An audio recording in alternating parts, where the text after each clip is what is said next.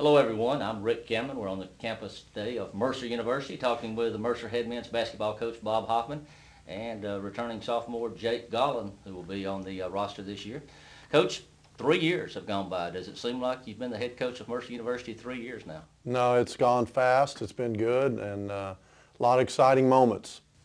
All right, Coach, let's get right to the crux of things here. Let's take a look at the schedule. I know one of the things first you might want to mention is the tournament that's coming to town. That's a big deal for Mercer. You explained this, the Classic and who'll be coming. Well, it's the CBE Classic, and it's run by Progressive. We get a chance to host it here on campus. It's one of those events where we go to Missouri. That's the first leg of the tournament, and then Georgia's in it, a couple other teams, BCS teams, and then come to our location is Niagara, South Dakota State, and Sam Houston State. And so we get to play all three of those teams round robin. It'll be a great opportunity for our fans to see basketball from not only this area but all over the country.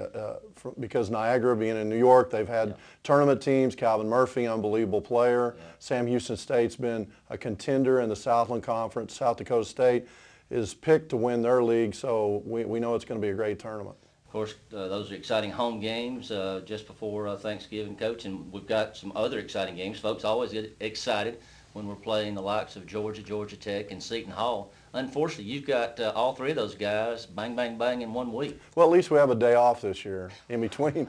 Last year we played Charlotte and Georgia Tech back-to-back within, I don't know, 16 hours, something like that. I don't know. I got to eat breakfast in there somewhere, I think. Yeah. But that was good. We go to Seton Hall right after finals. And then we play Georgia on a Tuesday night, come back and be in Athens. And then we stay in Atlanta and play Georgia Tech on that Thursday. So we play 3 really big-time games in 5 days. So it'll be a great opportunity for the Bears to get something done on the road.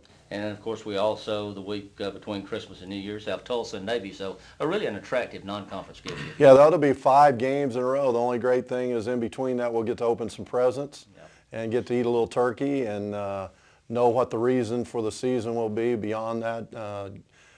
You know, that'll be a great opportunity for us in between all 5 of those games to be with family for a few days. And then we're all going to meet back up in Tulsa and get ready to beat the Golden Hurricane. That's what we want to try to do. And then we go back from Tulsa, we'll fly to Maryland and play the midshipmen of Navies. Now, as far as the head coach of a D1 program, obviously you need good players, coachable players, but you need a good coaching staff.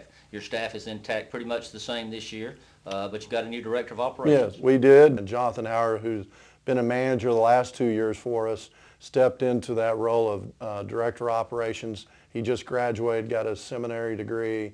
We're fired up about his abilities and what he brings to the table. And then everybody else, Jake Nelp, Doug Eslick, and Spencer Wright, all with us, and we're ready to go. Now, let's talk about the team. 1 senior on this team, which is somewhat unusual. You've got a very young team. Well, he could be a senior. Well, we'll get around to Jake in just a moment. Hold that thought. We'll be right back to that. But certainly you lost 4 very talented players. Big time. Mark Hall, Brian Mills, Jeff Smith, and Brandon Moore. 2 of those guys injured, unfortunately, didn't complete the season, but up until then contributed a lot. Mills and Hall just night in and night out, tremendous performers for you. They're going to be tough to replace, but you've got 4 new guys as well. Tell us about them. The new guys we got, Shaquille Harris from Americus, Georgia, was 2nd leading scorer in junior college. The rumor is he has the best vertical in Mercer history, which you were talking about a gentleman earlier that all the Mercerites would know that had a big-time giddy up, and this guy's got a 40-inch vertical. We're excited about that. Travis Smith, who was 3rd in voting for Player of the Year in the Panhandle States with the junior college. He's really good from the Gulf Coast Junior College. Going to be a tremendous player, can really shoot the ball, real unselfish, great defender. And then we got 2 freshmen, TJ Hollis, who was at a prep school last year, coming in from Fishburne, 6'9". He's continuing to learn the ropes. I think he's going to be a good player.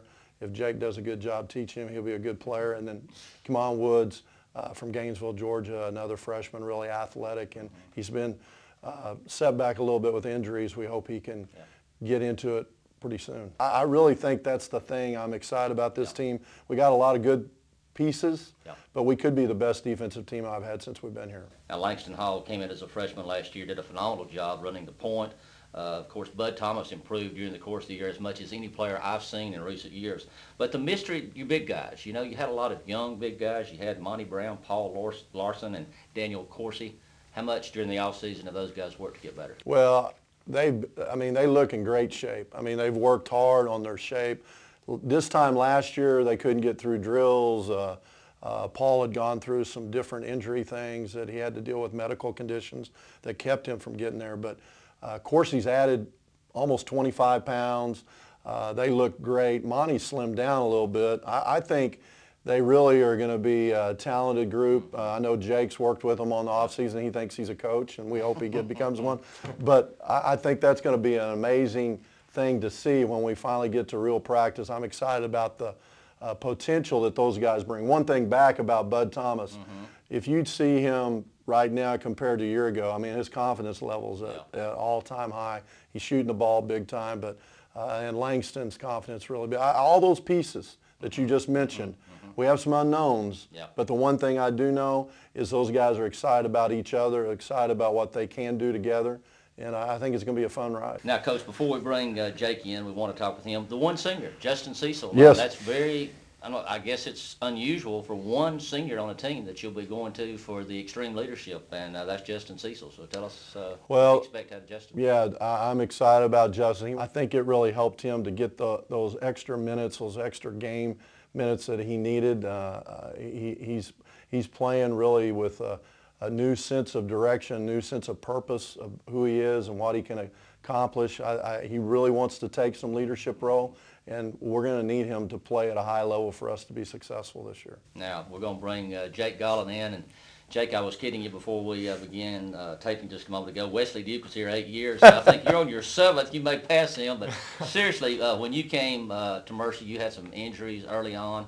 And I've told Coach this many times as we talked about you and your time here at Mercer. I've never seen anybody work harder off the floor with Rob Murphy to get ready to play again than you did. And last year started to come into your own. So I know you're feeling real good. Tell us about your health and how you're feeling these days.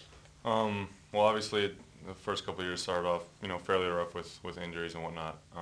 But really, right now we've managed it pretty well. Jake, you're listed as a redshirt sophomore, but again, you've been around. You've been with Coach Hoffman since he's been here. So really, I'm going to venture a guess from the outside looking in. The coach is going to count on you for very much of a leadership position because you've been here and been through his preseason and an actual season. Do you feel like you should carry more of that weight on your shoulders this season? Absolutely. Sometimes, as Coach and I have talked, maybe a little bit too much I carry on my shoulders. I do feel responsible for a large part of the team and how we do things, how we conducted ourselves this summer and stuff. We had an extremely productive summer.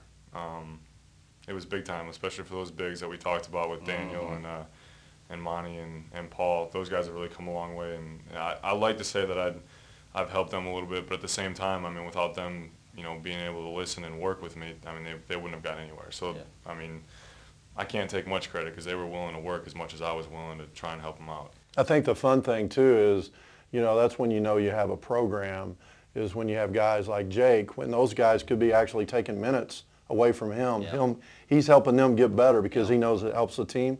But at the end of the day, it might be a few minutes that he doesn't get. So for him to be unselfish and want the team to be as good as it can possibly be and spend time with those guys, I mean, that's a huge statement about who he is and what he wants to become. I mean, that's a huge statement about what our team can be because of that. Let's cut to the chase from the player's perspective. What can this team accomplish this year? Sky's the limit. I mean, really, we have, like Coach mentioned, we don't have flash, we don't have glamour, which to me is the best way to build a team. I mean, we've had role players last year that stepped in when Brandon and Jeff got hurt that no one expected to do anything. And it turns out that, I mean, they might not look quite as good on the stat sheet or in warm-ups, but come game time, they really get it done. And those guys are now filling big roles on the team. I think big things are going to happen. Jake Gollan, Bob Hoffman, thanks for joining us today. That's a look today at a preview of Mercer men's basketball for 2011-2012. Thanks, Rick. Thanks.